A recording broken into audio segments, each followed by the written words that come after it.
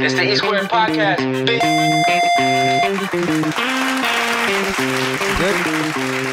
Good. E Squared Podcast. I'm your host, Easy Mo, and today we got the musical mastermind, King Vay in this bitch. What's good, bro? What's up, my guy? How you feeling, man? Blessed, man. Yo, we got this Bel Air on deck. Cheers to you. Cheers. My for boy, you being cheers. here, yes, sir. I don't know why I do that. Am I supposed to hit the Pop the table? cup. Yeah, I don't know why I do that. I don't know, man. I don't pop the cup. That's some man. college shit. I gotta get used to drinking champagne. I'm not that fancy. How you feeling though? I'm blessed, man. Hell yeah. No complaints at all. Dre's this summer.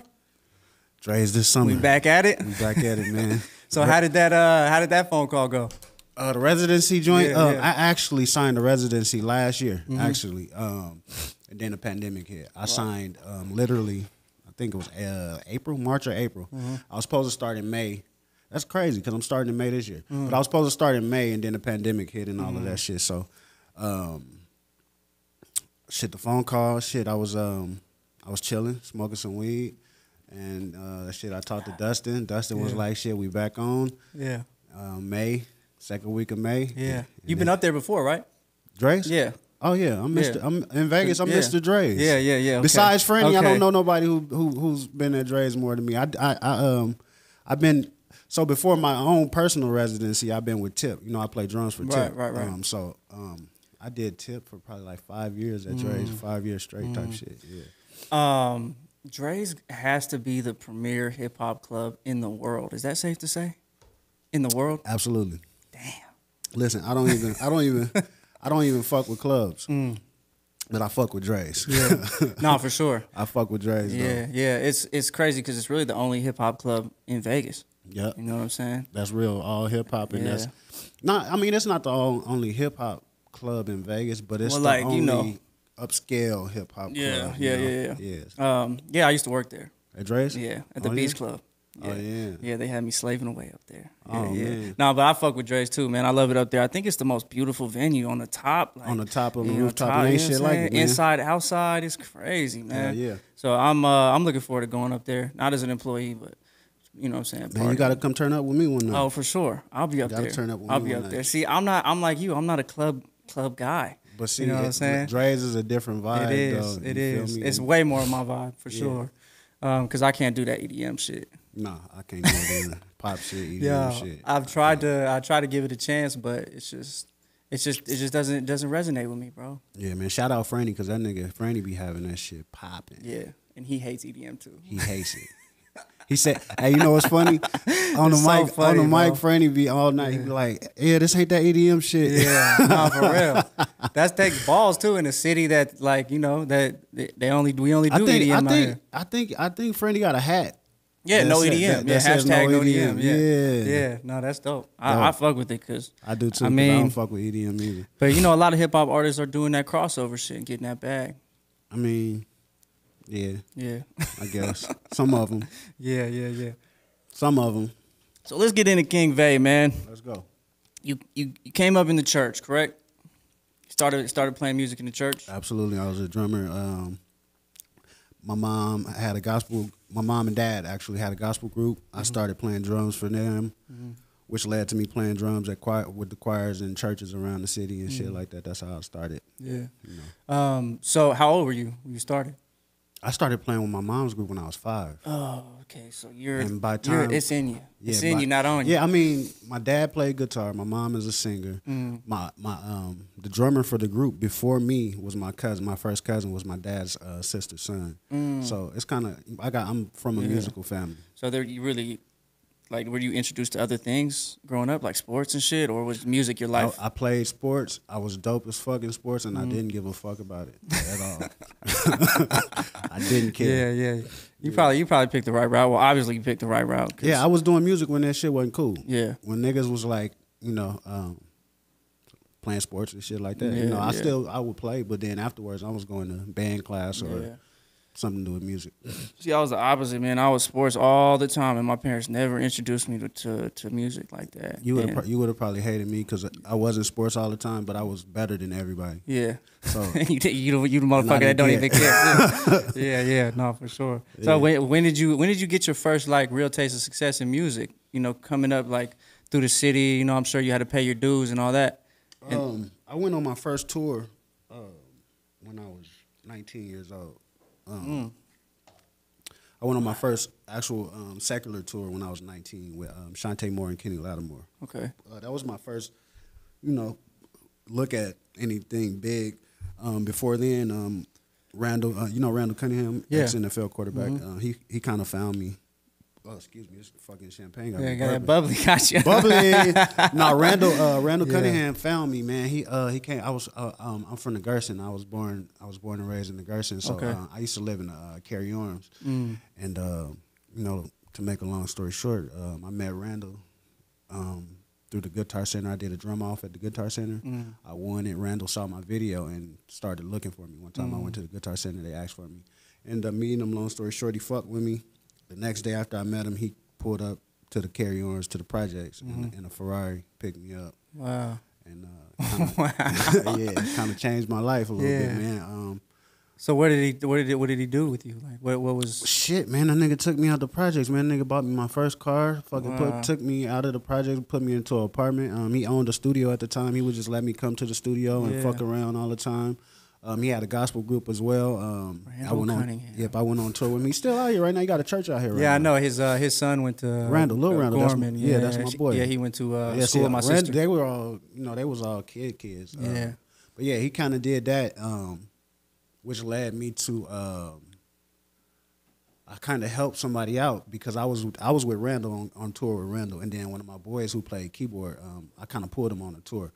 He did a couple shows, and then he moved to L.A., and then he became the music director for Shantae and Kenny. And then that's who called me for the Shantae and Kenny gig, which I got fired for. I got fired. I was smoking young. on the job. No, hell no. I smoked on the job always, okay. but no, I was just young, man, and I used to talk shit, bro. Oh, okay. And it wasn't my show. You feel me? It was Shantae's show, and it was like incidents, man, where I would just do shit, that wasn't cause for and talk shit. Yeah. And they let my young ass go.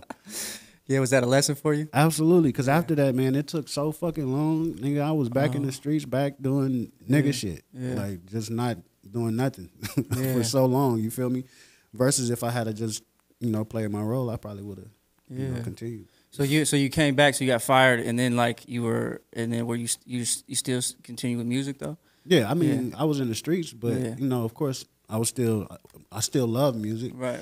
But that had to hurt, huh? Yeah, it did. You were there, and then it was a couple situations that came about. Like, it was an old head that I had met. That his name was Dancer. I had met him, and he let me come to his studio, and he basically just let me run the studio. So I used to have all my partners and shit. They niggas that even rap, they turn rappers. You feel me? Like niggas just come to the studio. We just made music, and that's kind of where I became King Vader producer. You feel me? I started producing music and learning how to make beats and putting it all together and all of the shit just by having access to a studio. You feel me? So shit like that happened, and then people started to notice that too. So that was actually a blessing then, because you were more so just a drummer, performer, and then that lesson took you back to square one, and then you learned how to be a producer and put things together and how to create songs. Wow. And not just songs, but good songs, Right, wow. I was always focused on, like, niggas would put out this music, and then they'll be like, yo, Jay-Z is my favorite rapper. And then I'll be like, yo, are you listening to your music and then listening to Jay music? Because, like, your shit is not the same. You feel me? So I was always big on quality, having my shit sound not like niggas in the industry, but industry. You feel quality, that makes sense? No, I feel you know what I'm saying? Like, sound standard. like industry standard, exactly. So that's how all that shit came about. Wow, that's amazing. That's amazing how life works like that. Real you shit. know what I'm saying? Yep. So how do you feel about being a producer? Does it give you more power? Does it make you feel like you're more in control of the end result? Yeah. And in most cases, there's a lot of cases, not a lot. There's some cases where there's artists that's not producible. And what do you mean? They just not producible. Shit. It's some niggas that you just can't tell shit. Some people. They're like uncoachable players type shit. Exactly. They know everything. They good, so they feel like I'm good. You know. Egos. Exactly. You deal with egos a lot. Yeah. I don't deal with egos a lot because I don't deal with those type of niggas. I don't have to. You feel me? So. Yeah, you've reached such a point in your career. It's like I honestly, man, if I thank God to everything that I've accomplished. But if I hadn't accomplished nothing, I don't think I would fuck with a nigga with an ego because I would still feel the same way. Right. Yeah. You feel me? Like, I was the same nigga when I was broke. Yeah. You feel me? Like I thought I was the shit. I thought, already. So how has money changed you? Or has it changed? Money ain't changed me. It's just changed the people around me and the surroundings and shit like that. I'm not one to flaunt money ever. You feel me? Like you never see me on Instagram with a wad of money or no shit. You don't like do that. The money phones. No, I don't do all of that shit, man. And it's just the obvious, even niggas, like you hear niggas in the industry that got bad contracts and shit like that. And that's true. That's very true. But even those niggas, like when you work, bro, you still get money. Yeah.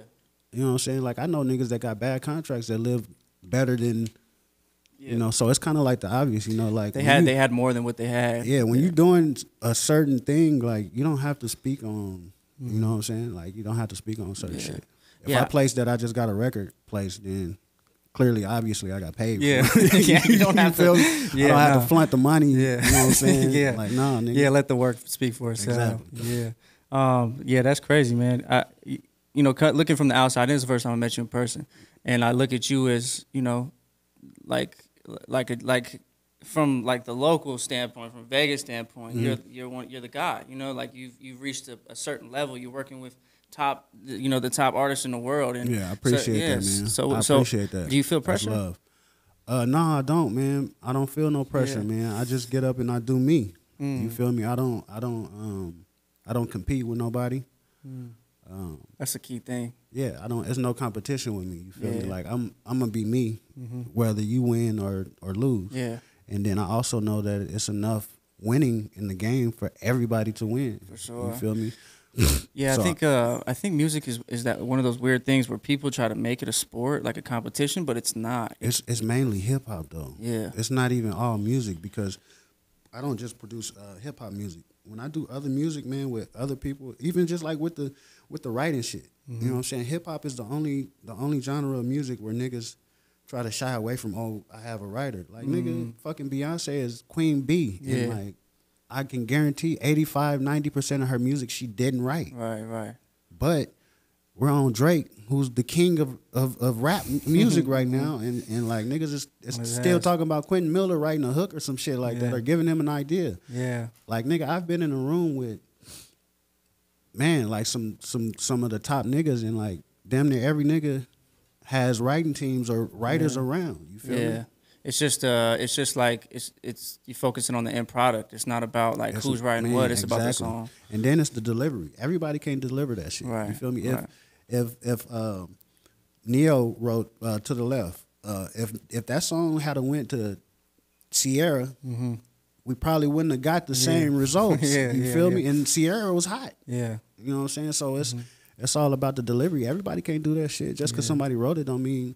Yeah. You know? It's about that magic in the room. When you're creating, there's a certain magic, a certain energy. Absolutely. And it's not about like, who wrote what, Yep. I mean, it depends though. Like, I think like sometimes, it's as a fan, it is disappointing. Like if I heard, like if Drake. Who's your favorite rapper? My favorite rapper? It depends on the day. But Fab is probably, like if I found out Fab wasn't writing his own raps, I'd be disappointed. Okay, here goes where the writing shit comes in. I'm a West Coast nigga, so okay. You think Fab wrote I can't deny it, I'm a fucking writer. No, he definitely didn't write that, not the hook. He had a writer. Right. Okay. Yeah. So niggas this is what I'm saying. That's how fast shit gets taken out of context. You could have been like, well, Nate Dogg wrote that song, and niggas would have immediately been like, oh, he wrote for Fab. Yeah. And that's not the case. You feel me? It'd be situations where niggas will throw an idea out. And that's not saying that nigga didn't help write that song. He has all the right in the world to say, I wrote that record. You feel me? Because he did write the record. He has a part in writing the record. Right. So niggas get confused in the bullshit. Yeah, it's like who wrote what anyway? Because like you get a writing credit if you input in one line. Words, yeah. So exactly. I got credit. I got writing credit. I produced the record. I don't know if I'm supposed to say nothing about this song. I actually got a lawsuit going against somebody I was signed to. But long story short, I produced a record, and I was in the session when the artist Sway Lee was writing the record, and I think I just said like 2 words, and they ended up on the record, and I was expecting to just get my production credit, but when I got the split sheets and shit, I had writing credit and shit. Like, oh shit! Damn, that's a beautiful thing. Let's go. God damn. Yeah. I think you should add a period right here. Looking at Damn, that's dope, man. So when you're producing your own albums though, and like Never Die Young, Die Legendary, what's your thought process going into that, and how do you choose these artists that you work with? You know, especially when you have access to, you know, probably a plethora of, you know, major artists. Well, I have a project. See, this is what I learned from that. I have a project before this one. It was called I Am King. I took it down from every platform and shit because I wanted to rebrand it. Long story, but anyways, I had a project called I Am King. I had T.I. on there, 2 Chainz, Problem, French Montana. Whoa. I had niggas on there that I was around. You feel me? I put the project out, and Tip hit me for the record that he was on, and was like, "I want to put the record out," type shit. And it's like, I already put the record. So that was kind of my lesson with that. And then just going into the projects, man, I don't be, you know. First of all, like in any deal that I've had, my projects never have been supported through my deals. It's always shit that I put out. I literally started putting out music because one of my homeboys was in the studio with me when I first got my first deal. My first deal was a writing and production deal. I was doing references, and one of my partners was like, "You should put it out." It's another little nigga out here. I'm not gonna mention his name. I don't give him no light. It's a producer nigga out here. He was putting out projects, and they was like, "If such and such could do it, then nigga, I know you could put out a project." So I'm like, "Okay, well, shit." I was writing songs, and then I sent out like a bundle of songs, and I had extra songs. So I was just like, okay, let me put together this project. Yeah. I put together the project, and I think I made like $1,000 like selling CDs in like a day or some shit like that. I was like, okay, this is a cool little hustle. You feel me? Yeah. So, long story short, that built a fan base of niggas that fucked with my projects. So that's really why I put out projects. So how do you pick like Jeep is probably my favorite song on that album. Taylor Weeds and Teddy Crooked. Yeah, maybe just because I'm a little biased because those are my guys. All of them niggas is my homeboys, man. All of them niggas is my homeboys. Taylor Weeds, he's actually the first artist that I have on my production label, Culture House. Okay. Yeah, he was on a couple tracks on that album. Yeah, exactly. Me and Weeds got like probably 100 songs right now. He finna drop a project that we just did. 100 songs? Yeah, easy. He's about to drop a project? Yeah. About time. Goddamn, I've been telling that motherfucker. It's called Less Talk, More R&B. Yep. So I see him been posting it. I produced the whole project. My partner Smitty, he produced a couple records on there too. Smitty is part of Culture House as well. But shit, man, all them niggas is my partners, man, and they my go-to artists, and shit, they the dopest niggas in the city. Yeah, that's dope, man. That's dope that you didn't go Hollywood, man. No, hell no. Hollywood what? You know, 702. Hollywood is 818. Yeah, no, that's dope, man. We appreciate it because we need people like you to. For sure. And like Jazz, I was telling Jazz too. I'm like, yo, it's just dope to me. Dizzy too. It's like dope to me that you guys just still, you know, you're not like, you're not just. You know, you still keeping your feet, you know, on the Jazz ground. is my little bro though. Yeah. That's my nigga. Yeah. Like Jazz is my nigga. I got my first deal was over there with Jazz. The first deal that I ever signed. Jazz is my bro. Like we probably spent at one time like 6 months in the studio together every day. So y'all really grew up in music together. Yeah, you could say that. Yeah. My first deal, Trey Borders got me my first deal over there with Maul. Trey Borders, he works at RD too, right? Yeah, exactly. Okay. That's the whole. That's why I'm back over there. Small city, bro. In meetings, you feel me? My boy Trey. Nah, but I signed over there with Maul, and Jazz was over there, and he was like the only artist over there and shit, man. I went over there the first day. I went over there and I played like 5 beats, and Jazz recorded literally all 5 beats that night, and that just started. He's a monster. It started some shit. Then he found out I played drums. Then that's when the Tuesday Blend shit happened. Oh, yeah. And then we ended up doing the live band shit for the Tuesday Blend shit and shit like that. And, you know, we just, you know, both progressed together, worked together. And shit, man, I'm proud of dude. It's good to see him where he's at right now. Oh, for sure. And finally getting his just due. Yeah, I'm excited to see his future. I'm excited to see both you guys' future. Yeah. You know, because it's hard enough getting to the point where you're at, huh? Absolutely, man. Yeah. Niggas think this shit is easy, man. Yeah. Niggas think this shit just come overnight, man. Me and Jazz literally, like I said, we was in the studio day and night, literally 6 months straight, every fucking day, just making records. You feel me? Jazz kind of, without even trying, like, you know, the records that I did with Jazz is what solidified my first deal. It was what got me my first deal, really. Wow. Yeah. Wow. I didn't know that. Yeah, that's dope. Yeah. That's the biggest thing I took away from the Jazz interview was he said you got to lock yourself in that studio. Yeah, if you're not in the studio 24/7, you're not really that serious. You're not, man. We was literally, and after the 6 months, we still, you know, was in there heavy. But I'm saying, like, literally every single day for like 6 months straight, me and that nigga Jazz was in the studio. Your 10,000 hours. You feel me? Yeah, straight up. That's a beautiful thing, man. So when you see these artists nowadays, you know, what's some advice you can give to them, man? Because it means I try to give artists advice, but it doesn't mean shit. Because you know, I'm first of all, let me take me a little. Can you pass that? Slide that on over to me, my guy. Absolutely. Need a little refill. So first of all, a lot of these niggas that's doing music ain't really artists. You know, I would say. I'm listening. I would say a lot of these niggas not artists anyways from the jump. So yeah, they just want to be famous. They just want to be famous, and they doing shit because it's cool.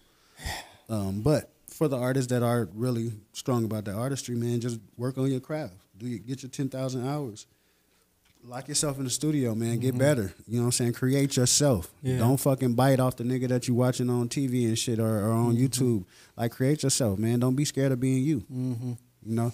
That's one thing that I could pride myself on. Like, I don't sound like nobody. Yeah, that's important. That's the most important motherfucking factor. Yeah. Is if you, because as listeners, I feel like we can just cut through that bullshit so easy now. We just know when you're doing some fugazi shit or some copy paste shit.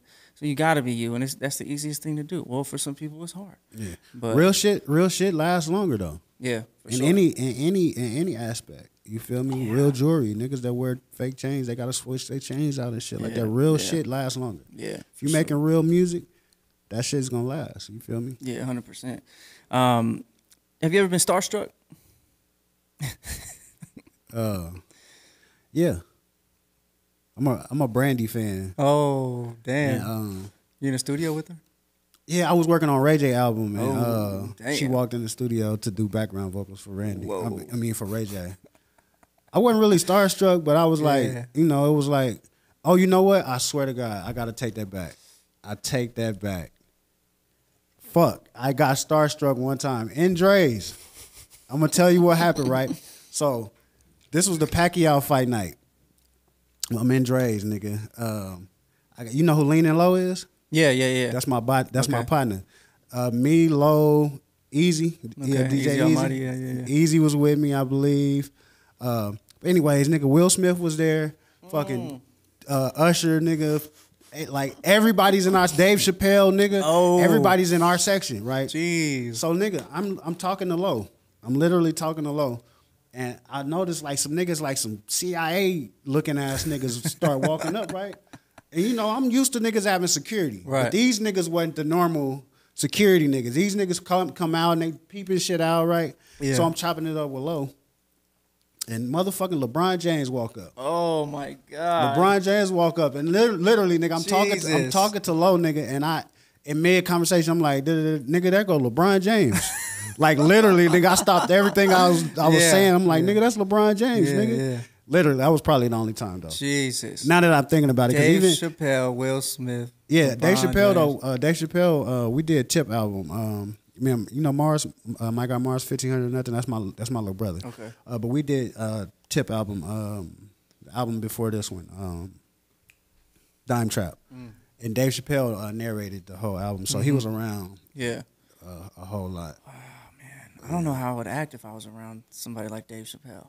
That nigga cool as shit, man. I know. Smoke weed and talk shit. I know. Is it ever weird, though? Because, you know, like, I hate how Americans, we idolize celebrities and we idolize people, and I hate it. But I'm a victim of it too, because I grew up here with media and the all that shit too. So is it weird like being in a studio with Ray J? Nah, Ray or J, just anybody. Ray J funny as shit. All of these niggas. I'm gonna tell you what I'm blessed with, because I've seen asshole-ish ass people too. What I'm blessed with is all of the people that I've been associated with. I'll say probably 95% of the people that I've been associated with has been thorough, real people. You feel me? Like, I played drums for Tip for 10 years now. He's one of the realest niggas that I've ever met. Faith Evans, I played drums for her for 10 years. Wow. She's like one of the realest motherfuckers. Stevie J is my big bro. Like, I talk to that nigga every day. He was just texting me right now. Realest nigga ever. You feel me? Like so I've been blessed to meet real motherfuckers. So it doesn't feel weird when I'm around. You know what I'm saying? I mean, like, weird, like, their impact on the world. Man, listen.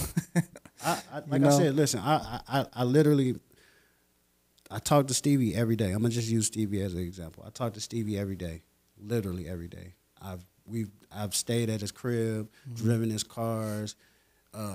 We've made money, did records, Summer Walker, like all of the shit.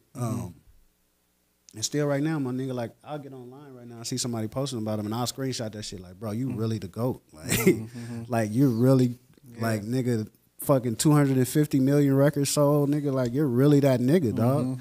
So it be moments like that, you feel me, that happen. You just got him on the line, I remember one night I was in the bed, nigga, and I was watching fucking, what's the fucking name of that movie? It just happened with Maya, too, the other day. Maya was on Punk, and I seen it, I screenshotted it and sent it to her. But I was in the bed watching, Fighting Temptation. Faith Evans is in that movie. I fucking, we laugh about the shit. I fucking videotaped it and sent her. I'm like, damn, like, you're a movie star and all. You're a movie star and shit. Like, she laughed about that shit. But like, shit like that, it still impact me, man. Even though these people are my friends, my brothers and sisters, people that fuck with me, and just really makes you even more grateful. Exactly. But it's still like, man, listen. Faith Evans was married to Biggie Smalls. Like, nigga, that's just history. Gave me chills. Yeah. You feel me? Yeah. That's history. I was at her house yesterday before I came to Vegas. I was just at her house yesterday. So, like, nigga, shit like that, you can't. You just try not to think about. I mean, you can't not think about it. You feel me? You can't not think about that shit, man. Yeah. Well, I ask because, like, there's some people that I just feel like I just don't even want to meet, because I just want you to stay where, in my mind, I want you to stay there. I don't want to meet you and then be disappointed. You know what I'm saying? Like 50 Cent. Like 50 Cent. Yeah. I have been disappointed by certain people. I went on tour with a nigga. I don't know if I should say his name because... Nah, you don't have to say names. We don't have to do that, Yeah, I ain't want to bash nobody, but I went on tour with a nigga, man, and he you know, it was at the prime of his career type shit, and he was hot. Yeah. And I just didn't fuck with the way he did people. Like, nigga, he... No pictures with people. Like, he was sending his bodyguard on women and shit like that. You know what I'm saying? It was just weird shit that he would do. That fame standoffish and shit like that. Like, that's weird, nigga. I know niggas that's richer than you that don't act like you. Yeah. You feel me? Yeah. That fame will fuck you up. Yeah. It's crazy. So why'd you move to LA? Shit, because I was spending too much money on hotel rooms. So you're out there a majority of your time? Yeah, man. When I first, not when I first, but when shit was really picking up, man, I would leave for LA and be in LA for like 3 weeks, rehearsing in the studio, and every night I'm buying a hotel room. You feel me? So, like, I feel you. It runs out, it was just like too much. So, well, it's just right down the road. You know what I mean? Vegas, 45-minute flight. Yeah. I just went to Atlanta. February. Man, I had such a good time, man. Yeah. I'm thinking about moving out there, getting a little crib or something out there, man, because the vibes it's so different out there right now, man, and like that's a real music hip hop hub. And then they love fresh new shit. They actually support it. They give it a listen. Fresh new shit, and like it's easy to take over if you fresh new. You feel me? And like I'm able to get in certain rooms and shit like that to maneuver around. So it was kind of cool. You feel me? It was kind of cool. Is that what we're missing here in Vegas? That support, that like, nigga, we were missing the resources. Yeah, if we support each other, then where we supporting each other too? Ain't no fucking labels and shit out here. Okay, like everybody act like oh yeah, if we get behind each other, if we stand behind each other, God, it makes me throw up. Yeah, like what's gonna happen then? Then what, nigga? Like then what who gonna listen? Yeah, just us. No, exactly, nigga. We need the resources, bro. We need resources. We need niggas to take sacrifices and get the fuck out of Vegas and go make moves. You feel me? It's only a certain few. The reason why Dizzy is Dizzy, he got the fuck up out of Vegas and made moves. Jazz is Jazz because he don't sit his ass in Vegas. Nothing never happened for me in Vegas. Nothing never came from Vegas for me. Yeah. I'm sorry, and I got Vegas tattooed on me several times. I know. You feel me? So like, and literally nothing has come from this. Even when I come back and bring shit to the city, it's like it'd be weird. People aren't ready. Yeah. No, for sure. I think we got plenty of talent, but the industry and doing that, it's not about talent. Yeah, you know what else is fucked up? Like in LA, for instance, it's a lot of OG niggas. You feel me? It's a lot of OGs that can show you the game.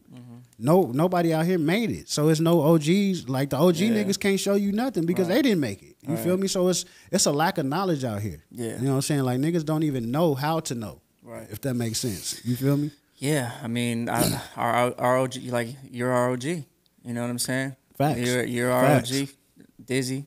Facts. And Laser. You know what I'm saying? And there's Fats. We can't forget Fats. That's 100%. My boy. That's my bro. I talk to Fats all the time. Yeah, for sure. Send him my love, man. Yeah, he knows who I am. But yeah, man, it's and you guys are still working on your own shit. You know absolutely. What I'm saying? Still getting it together. Yeah, but you guys are all still, working with trying to bring people up still. Absolutely. You know what I'm saying? But, yeah, man, I was coming up in the local scene a lot, and I would look at Dizzy like he's not doing enough for us and this and that, and I would look at certain people, but I had to check myself. You know what I'm saying? Because I was going through something that a lot of artists go through is entitlement. You know what I'm saying? Like a false sense of entitlement.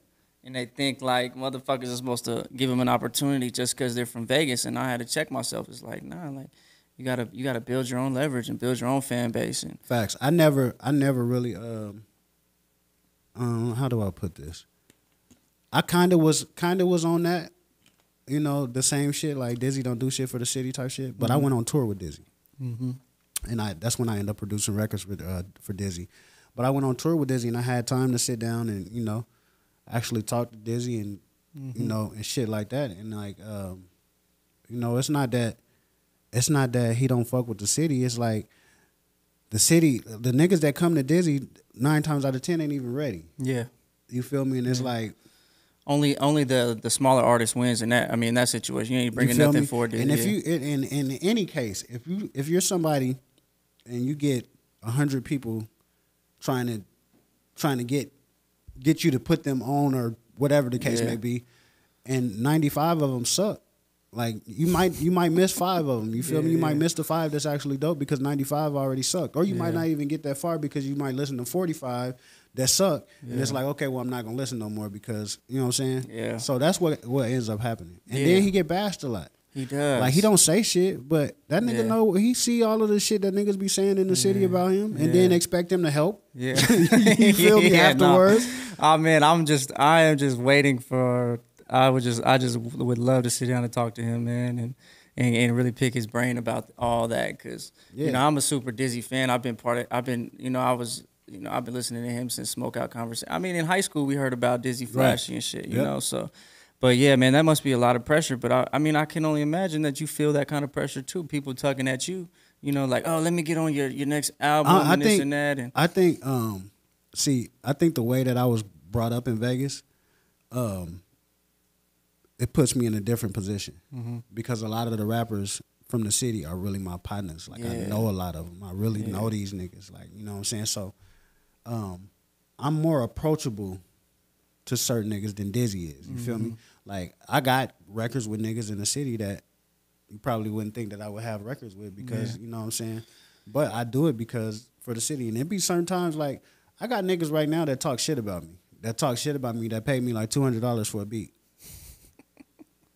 Nigga, you act like, you know what I'm saying? Like, first of all, I gave you a deal. $200 with King Baby seems like not even the plug. It's more than the plug, bro. Like more than the plug. I'm not even gonna get into numbers, but $200, like I smoke $100 of weed a day. Facts.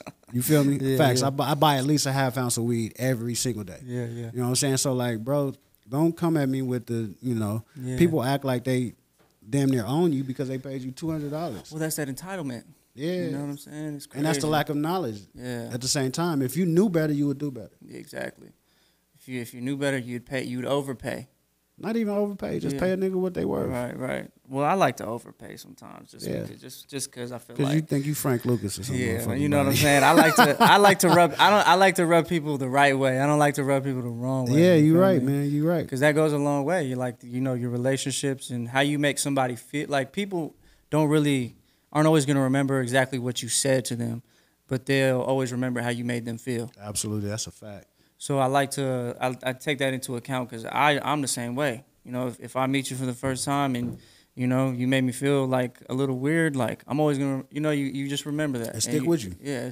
So I try to, that's a big part of the game too. Is politicking and rubbing shoulders and doing it the right way. Yeah. Relationships. Yeah. But you've been able to do that well. Seems like.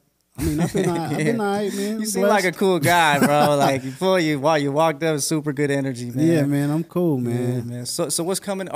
Tell me about Culture House. So tell me what the thought was behind that. And Culture House came about because I just wanted to do my own shit, man. I've been tied down to so many different other entities and I work doing so much other shit. There's so many records that I've done that I didn't get credit for. My first deal, I signed over literally the rights to the name and everything. You feel me? I got publishing and shit like that, but even still right now, legally, I can't even talk about records that I did because it's the NDA. You know what I'm saying? On shit like that.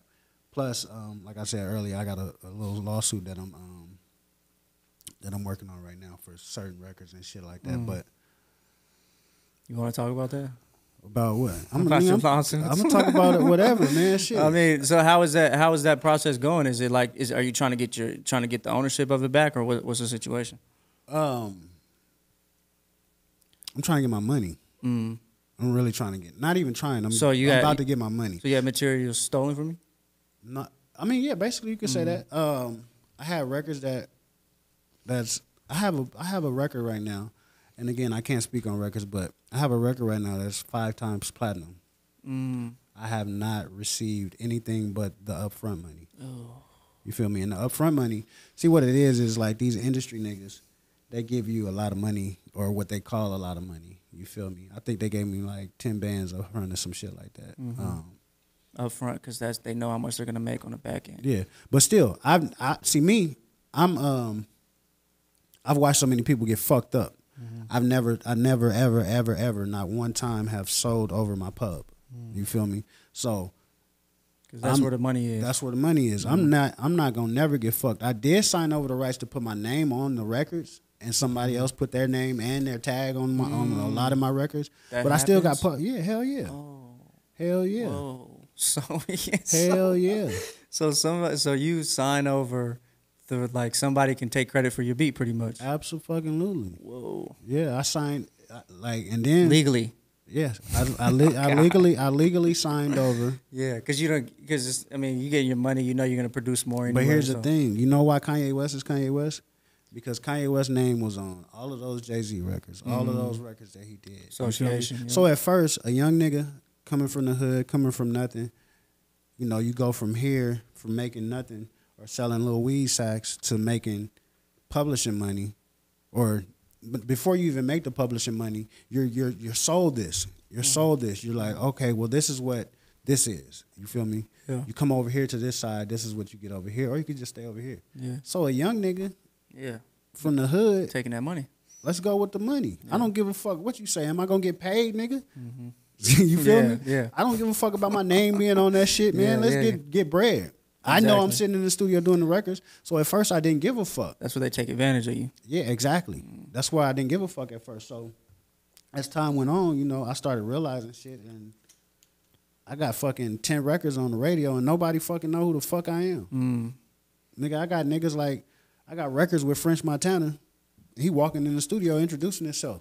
Like, nigga, high low. Nah, nigga, that's me. You feel me? Like, what the fuck, nigga? Yeah. Like, you know what I'm saying? Like, shit like that. And I went through a stage at the end of my deal where it was like, I was like on some fuck it, I'm not doing shit. Fuck everything. Like, nigga, you know. And I was mad at myself, but one thing about the industry, you can't be mad at yourself for signing a fucked up situation. Right. Like, a lot of niggas be like, oh, I'm in a fucked up deal. But my nigga, the first thing that they do when you sign with any major or anything, the first thing they do is tell you, go have your attorney look over this contract and make sure everything is to your liking.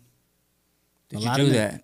I did. I did that. I didn't get, like I said, I didn't give a fuck about the only thing that was in my that was wrong with my fucking contract, my first contract, was that.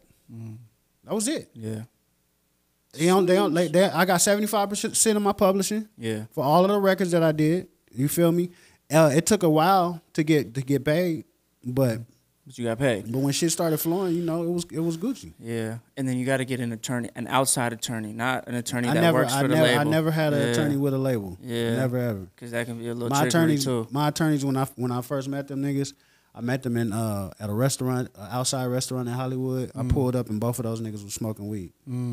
I knew then. I'm like, these are my guys. That was the requirement. These are my motherfucking guys, bro. I sat down with them niggas, man. That's hilarious. I had a fucking lawsuit that I filed in 2018, man. It took 6 months. 6 months, and they got me my money. Yeah. No problems, and we've been rocking. Yeah. How does an artist find an attorney?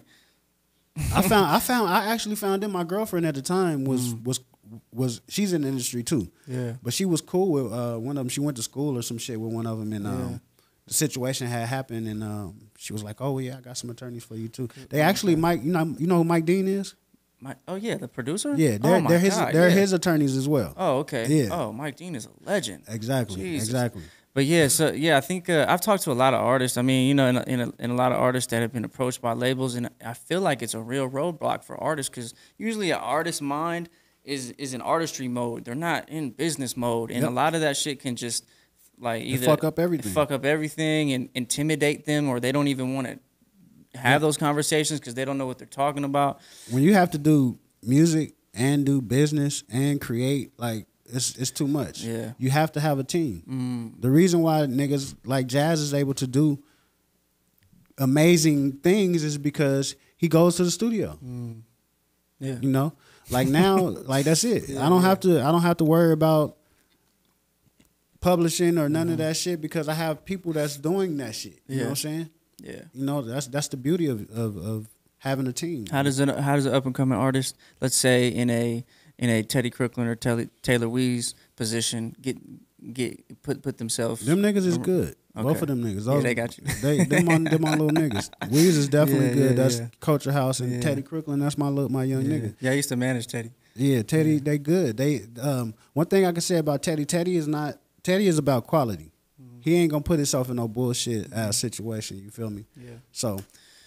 Yeah, I mean, I could imagine how intimidating like that next step is, but you got to get your paperwork right, got to have your business right, because then I feel like once you have that right, then it frees up your mind to really create, because you know like you're good, you don't got to stress about that, so you can freely create, man. So Culture House is a production label. Are you gonna look to sign more artists?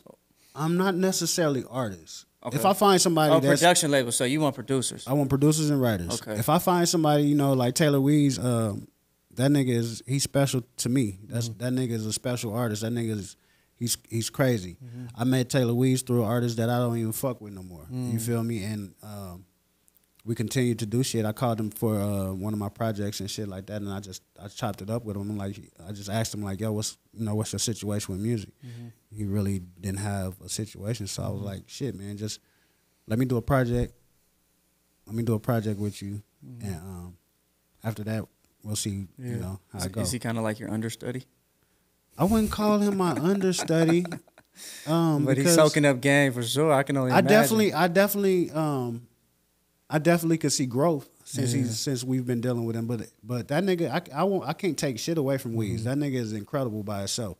So I definitely wouldn't call him my understudy, but I would definitely call him someone that he listens. Yeah. You feel me? Like I didn't FaceTime that nigga. Tell you I didn't FaceTime that nigga 2, 3 in the morning, like sitting in the studio with big niggas playing his records. Like nigga, everybody's in here feeling your shit right now, nigga. And he like, oh shit, oh yeah, that's dope.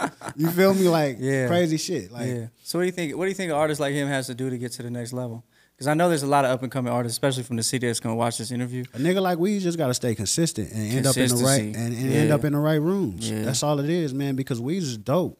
It's not a lot of niggas that's actually dope like that. You feel me? A lot of these niggas, they can go in there and do like Weez can. Like when I first met Weez, that nigga was straight rapping. Yeah. Like now, I think he comes from battle rapping. Exactly. Yeah. Now he the project that we're putting out right now is called Let's Talk More R&B. Yeah. You feel me? Yeah. Evolution. Like, nigga, exactly. He's totally wherever I'm at musically, nigga. He's going with me. You feel me? It was the same with Jazz. Like I compare the way I work with Weez the same way I work with Jazz. You feel me? Like those two niggas right now, I can go in the studio. And it don't matter what the fuck I put on. Whatever beat I put on, niggas is going. Yeah. You feel me? Yeah. It's funny. That's dope, though. That's dope that you see that potential in them. Because that's what a lot of artists need is they need somebody to see the potential in them, even when they might not see it themselves. Yep. That's super important. Yeah, it is. I was just arguing with Weez like a couple weeks ago. I was just arguing with him about calling Vegas the 7. We was going back and forth. I hate when people call Las Vegas the 7. Why? That's dope. It's the vague. It's the vague too. But the 7, I just feel like it comes from Drake calling Toronto the 6. It's just like, yo, we got to be original with our shit. I mean, but niggas was doing that before Drake, man. Were they? Hell yeah. Okay, well then, hey, if that's true, then I'll shut up about it. But I'm just like, man, we the 7, man. You feel me? Oh no, we the 7, man. 702, man. I fuck with that. No, 702 for sure. But I was just like, man, because the way I saw it was, it's just not even a battle. I really choose to fight. You know what I'm saying? But it's like, yo, like Houston didn't start calling themselves whatever the fuck they are, their number. You know, LA didn't start calling themselves the 3. You know what I'm saying? Or whatever. I mean, they don't say the 3, but them niggas definitely 213. Yeah.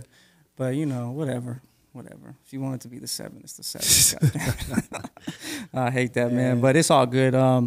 But yeah, man. So what's coming up this year, man, for you, for King Vet? You got another project dropping? Yeah, I'm working on a project right now. Weez project, Candace Boy project. Shit, I'm in the studio right now working. Here's the thing. There's a lot of shit. I'm going to just say this. I got a lot of shit coming out. I got a lot of shit that I'm doing. But as I've grown and done things, I've learned to keep my mouth shut and not push certain shit in the universe because you put certain shit in the universe, there's hater niggas around all the time. And niggas get to hating on the shit that you put in the universe and they hating on something that hasn't even happened yet. And that energy can fuck up that shit that you have going on. So what I will say is... I'm not finna get these hater niggas nothing, man. I got you. No, I feel you. What I will say is, man, I got a bunch of shit going on, man. I got a huge meeting with Universal on Tuesday. Stevie J is managing me now full time. So wow, congratulations. Yeah, we got a huge meeting with Universal on Tuesday. And I got a bunch of shit coming up, man. I got my project coming up. Taylor Weez, Candace. I'm working on some shit with her. I was just out there working on some shit with her. Man, I got a bunch of shit going on. I got a bunch of shit. No, I'm already knowing. I can only imagine because you do music full time. Absolutely, that's it. That's such a blessing. You got the coolest job in the world. I lasted through the pandemic. Yeah, and I lasted through the pandemic. Yeah, man. Well, that Polo G. Yep. That was dope. That was dope. I did Polo G. So how does all that work? Like behind the scenes, like how do you get a call? Is this like from somebody's manager or? Yeah, it's just a lot of times managers or the labels. Like with Easy Mill. I just got his music. I'm a music director for Easy Mill now. Oh, dope. But he's an artist from the Philippines. Yeah, he's dope. He's crazy, like the #1 nigga from the Philippines. He's crazy dope. But I got a call. You know Ski TV. Yeah. I did like 3 seasons of Ski TV. Okay. So relationship from there. Somebody called me, was like, yo, I got this artist named Easy Mill, yada, yada, yada. He's in Vegas. I'm like, oh, shit, you know, I'm from Vegas, so that's easy. Yeah. And it turns out to be here. And it turns out, yeah, exactly. Yeah. It's here. Yeah. But that's really how it goes, man. Like the label or some shit like that. I'm a part of 1500 or Nothing as well. So, you know, just being around the people that I am, people have noticed who I am and what I do, and now it's to the point where the phone is ringing. Yeah. So it's really just about who you know. Absolutely. Yeah. I mean, obviously you got to be good at what the fuck you do, but then the industry is small. Right. You know. Yeah. They say it's like high school. It's small. It's very small. Once you're in it, you know, we all know each other. Even if you don't. Oh, I'm shook such and such hand. Like I know who such and such is though. You feel me? Like it's very small. Yeah. It's very, very small. So. Yeah. See, that's a big thing that a lot of artists just got to network more, man, for sure. And niggas got to get out the city, bro. I can't stress that shit enough, man. Make sacrifices, bro. We all niggas out and Instagramming these. I'm in Miami. I'm in Atlanta. Yeah. Like niggas, stop just going out. Yeah. Fucking network. Get on social media. Do something. If you at the club, meet the DJ. Yeah. Introduce yourself as an artist. You feel me? Like I had this one artist, man. I don't fuck with that nigga no more, so I'm not gonna say his name. But I had this one artist, man. Listen, I fuck with this nigga. This nigga was around me, my nigga, for like 2 or 3 years, bro. Yeah. And what was crazy? He's a rapper. I'm talking about. He met Rick Ross, French Montana, everybody. All of the sessions that I was in, everybody that was coming around, he was around these niggas. Yeah. None of these niggas knew he was a rapper. How? Pride. How the fuck are you sitting on the couch right there? And nobody know you're a rapper. Starstruck, something. He not ready. He wasn't ready. Like, God damn. Cap. Yeah. Big cap. Yeah. I think it's like you know, people think it's that entitlement, it's that pride. You know, it's people wanting to know. You know, people wanting other people to like know who you are.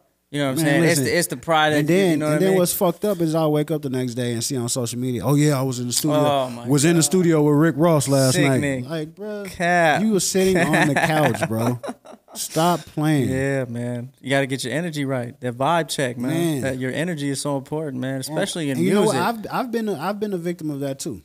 Yeah. You learn from that shit, bro. Yeah. After you go to 3 sessions and you be like, well, I'm a producer and I was in the studio with such and such. And nothing happened. You didn't open your And mouth. then you think about it, and you be like, well, nothing happened because you didn't say nothing. Nobody knew you was a producer. Next time, that ain't going to happen again. It ain't going to happen. Yeah. You feel me? Man. Yeah, people, I mean, you know, it's a weird psychological thing. You get caught up in your head. You know, you've visioned this opportunity for so long, and now you're here, and it's like, oh, shit. You know what I'm saying? And then you freeze. Man. But you can't freeze, bro, because you can't, you know, you let opportunity slip. You don't know when you're going to get that again. It's young niggas that's not freezing. Yeah. They're not freezing. Oh yeah, they're not even thinking. They're jumping at every opportunity. Yeah, you feel for real. What are you listening to right now? I love to hear people's, especially in hip hop, because you know I love hip hop. I'm a hip hop head, but you know sometimes I just got to turn on some old school R&B or just some you know just something else. I need to refresh my brain. You know what I'm saying? That's me. I rarely. First of all, I had this conversation with Easy, and like niggas thought I was weird until Easy. Me and Easy was like Almighty. Yeah, Easy Almighty DJ. That's my little nigga. We probably hung together for like a couple months straight during the pandemic. Like we had got a studio and shit like that, so we was together all the time.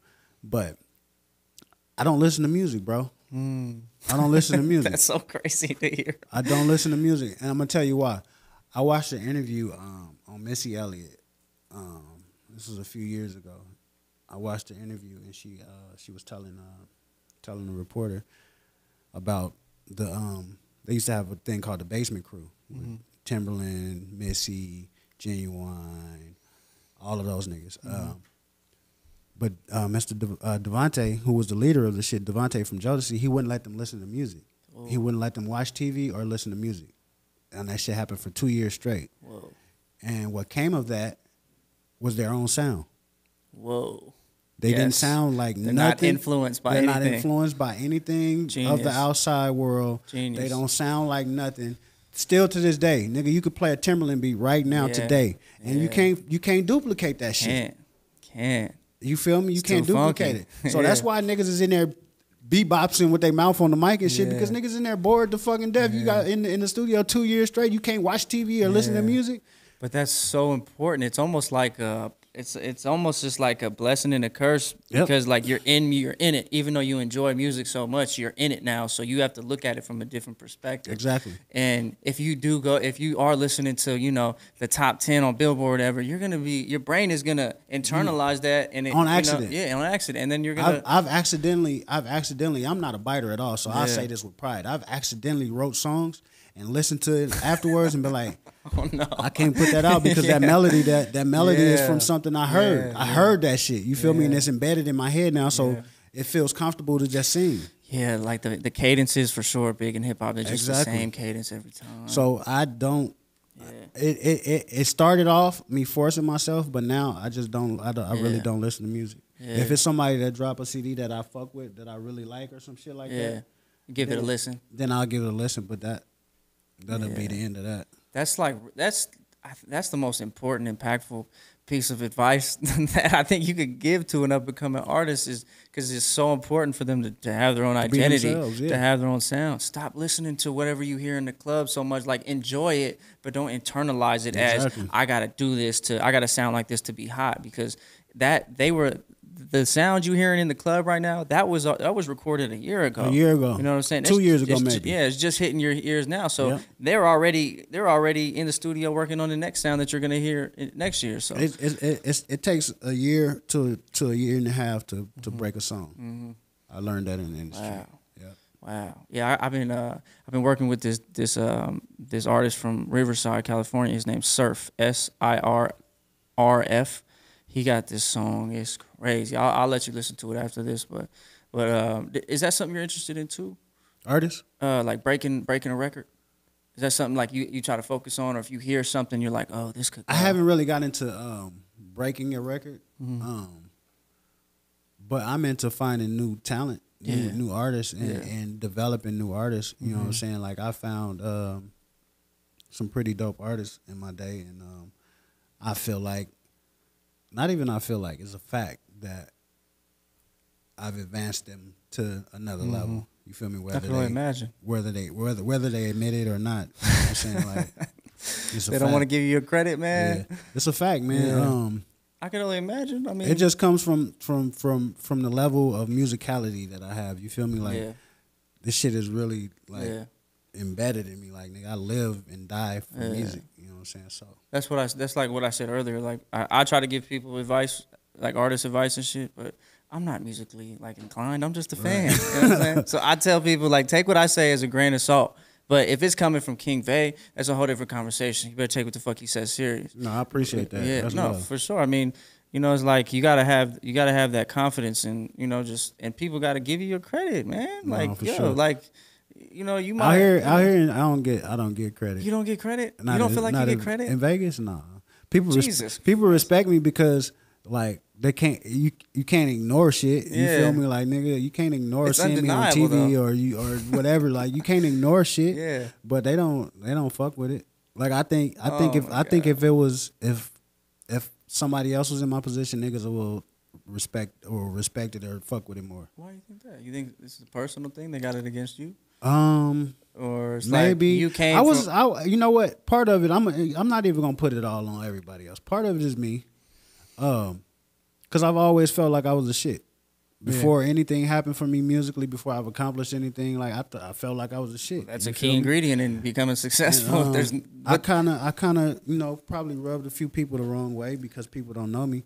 But the same people that I rubbed the wrong way, they come and meet me and they be like, "Oh, nigga, you the coolest nigga in the world." Like, I wouldn't have never thought. Right. Well, look, man. Okay. When it comes to something that you love to do and that you know you're good at, you have that supreme confidence in music, and you express that supreme confidence in music, that's gonna, people that don't know who they are, don't love themselves, it's gonna offend them. You know what I'm saying? Or don't have that confidence. But dude, you gotta have supreme confidence. And if you don't think Tom Brady thinks he's the hottest shit out? Absolutely. Come on, man. Like, absolutely. Come on, you gotta have it. And listen, you don't remember when they asked LeBron James if he felt like they was gonna win the finals after they was down like 3-1? He said, "Yeah, because I'm the greatest player on the planet. I'm the best player on the planet." Come on, man. You gotta feel that way. You gotta feel that way. And if you're listening to that, and you know you hear somebody say that about themselves, It has nothing to do with you, bro. Why do you feel offended by that? Because I'm gonna tell you why. Because those niggas that feel that way, it's a self thing. They're projecting their insecurities on you. Yeah, their insecurity is on them because they know they're not what they're pretending to be. Right. Like you're not the GOAT. Right. But you want everybody on social media to feel like you the GOAT. You feel me? Yeah. Like that be really what it is. That's what I deal with out here. Niggas know they can't fuck with me. Yeah. Like niggas know. Yeah. Period. Making beats and all of that. Your resume, you don't have to say anything. Listen, man. I swear, without the resume, without anything, bro. Like, I done got this fucking this Bel Air in me now, so I'm talking shit. But niggas can't really fuck with me, my nigga. Like on some real shit. Like nigga, like I can do whatever. Mm-hmm. I'm gonna go wherever. Yeah. You feel me? And like it's a lot of niggas that stuck in one lane or stuck on a certain vibe or some shit like that. So. But you know what? The belief in yourself and what you're saying right now is exactly what allows you to do whatever the fuck you want to do. But it's facts, though. Yeah, it is facts. You know what I'm saying? It's undeniable. Listen, here's the thing. This is what I'm talking about. So listen. It's the same thing with jazz, bro. Let's just talk about basketball. Okay. If we play basketball right now and you shot the ball 100 times every day and every fucking day out of 100 shots you made 95. Mm-hmm. You gotta fucking know. Yeah. That nigga, my shot is wet, my nigga. Yeah, exactly. My shot is the shit. Yeah. You feel me? Yeah. I know Billy Joe down the street can't shoot better than me. Whether he can shoot, whether he make 50 out of the 100 or not, I'm making 95 every time. Yeah. That's not a I feel like I'm the better or nigga, you're the better person. Yeah. You feel me? So that's where I'm at with it, bro. Like it's not the fact that you're a better person. You're better at like you're above anybody. You're just better at music. I'm better at what I do. Yeah. I'm a human. Yeah. I'm not a better person than anybody. Exactly. We're all humans. Exactly. We're all the same person. But God has gifted me a little different than he's gifted some others. And you put in the work. And I put in work. I'm not afraid to sacrifice. Come on, man. That's the biggest thing. Sacrifice, man. It's like you're feeling yourself. That's what I got from jazz too. That was the first time I met jazz. And I'm from Vegas, so I watch everything. I've been watching everything, and jazz. He like you do music full time. Jazz does music full time, bro. If you were doing music full time, if I was doing music full time, I'd be feeling myself. Listen, I don't know about you, but I'll be feeling myself. Jazz is my little bro. We're kind of cut from the same. You feel me? Mm-hmm. There's no way in the world Jazz gonna come in here and say say anything different than I'm the motherfucking shit. I'm the best. You feel me? Yeah, and he has every right to. Oh, for sure. When you got the resume, when you got the resume, you let the work speak for itself. You could talk that shit. It's like Floyd. People hate Floyd, but it's like he's 50-0. Come on, man. What you gonna say about Floyd? 50-0, bro. Nobody can beat him, of course. He's 50-0. He beat everybody. Just because you would get beat, he beat everybody, bro. Yeah. It's crazy. Well, that was such a great conversation, man. I think we should wrap this up, bro. Man, come on, wrap it up, man. King I still Bay. got some motherfucking Moet. What is this? Bel Air. That's that Bel Air, man. I'm looking for that sponsorship. Come on. I'm gonna tell you what's funny, right? You know I don't drink. Okay. You don't drink at all. Oh shit. So I'm down here having fun like a motherfucker right now. Let's go, man. Yeah, I don't drink, man. Shit, you was like, what? That's why I ain't say Hennessy or some shit like that. If I would have said Hennessy, I wouldn't have made it out of here. That's hilarious. For real, but this shit good though. No, it is. Bel Air, hook my boy up, man. Come on, man. What's going on? Oh man, I appreciate you pulling up, man. For real. Anytime, for real. bro. Anytime. Yeah, man. this was it's humbling for me because I look at myself as I just love the city. I love my city. I love music. I want to be involved and now I've been watching all you guys for so long, and for King Bay to come up here and fuck with Easy Mo on my show, man, it's humbling, bro. For real. I'm honored. I'm honored to be here, man. Like I wanted to do this shit. You feel me? Like I wanted to do this shit. We had a little miscommunication last time. Yeah. No, it's all good. It was me. Yeah. It wasn't you. It was me. Shit, I figure you was smoking. And, I was smoking, but I was smoking at an event. Yeah, I was doing drop shops. Some shit. It was. I was a judge though. I was a judge for a rap battle, and I was stuck in judging. And it's all good. It's all good. We're here. And you know what? I thought it was 3:30 and it was 3. Bro, I know. Cause listen, I was in the car and I was like pulling up and I'm like, it's 3:45, dog. You couldn't give me 15 minutes. No, I know. I was like, man, But it was 45 minutes. I understand that. Yeah. It's all good because we're here and we're here and we did it. Timing is everything. Absolutely. And shit. You know what I mean? This is a beautiful thing, bro. Man, call me for whatever. You know what you should do? You should do a versus. You should do a Vegas versus. I've been trying. I've been thinking about it. Listen, bro. I've been trying to get somebody to do it, man. Because listen, let's do it. Let's do it. You should set up a Vegas versus. Let's do it. Like, and I'll host it. Yeah, you host it. You got the perfect. You got the perfect joint right here. Yeah. You got the perfect joint. You think it'll go crazy? You think people tune in? Listen. Don't tell me that. Don't give me an idea, bro, because I'm gonna go with it. I've been trying to give this idea to somebody, man. Do a Vegas versus. Have the best niggas of the best niggas up here, and that shit is going to go crazy. Let's do it. And not only that, let me tell you what else it's gonna do. It's gonna shine light on the city. Yeah. You have the best niggas of the city, my nigga, doing the verses. You know what Beyond the Neon is? You heard? Yeah. I was gonna ask you about that. Yeah, I started Beyond the Neon with Yards. Yeah. Shout out Yards. Yep. But it's the same thing. The reason why that shit took off and everybody wanted to see it is because all of the best niggas was a part of that shit. You feel me? Right. And niggas never seen that shit. If you do a versus, bro, I'm telling you. Let me listen. When we get off camera, we're gonna talk about it, man. We do a Vegas versus. I got the perfect lineups for you. Oh, I know what the city want to see, man. Oh. I know who the city want to see me go against for sure. Damn, producer battle. Yeah. Ooh.